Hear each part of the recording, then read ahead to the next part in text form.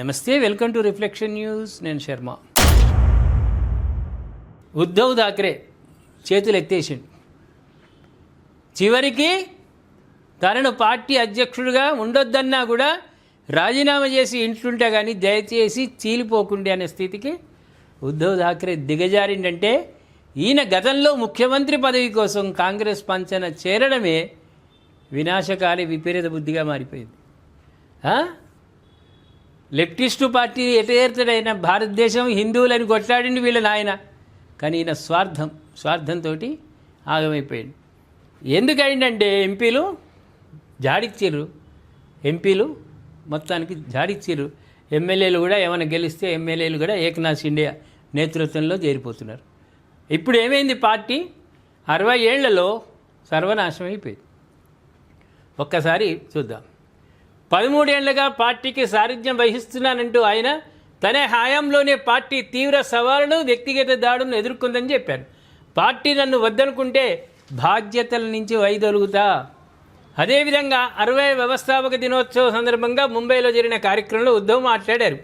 తనకు నాయకత్వ బాధ్యతల్లో కొనసాగాలన్న కాంక్ష లేదని, పార్టీకి చెందిన వారు తదుపరి అధ్యక్ష బాధ్యతలు స్వీకరిస్తారని ముందుకు వస్తే సంతోషిస్తా.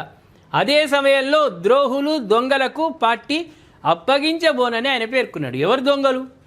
నువ్వు చేసినటువంటి పని హిందుత్వాన్ని పక్కకు పడేసి లెఫ్టిస్టులు వాళ్ళ పంచన చేరి వాళ్ళ బూట్లు నాకినందుకు నీకు జరిగిన పరాభవము స్వయంగా భస్మాసుర హస్తంలాగా నీది నువ్వే పార్టీని నాశనం చేసుకున్నావు. ఇంకోడెవడు చేయలే, ఇంకెవరు కూడా కారకులు కాదు.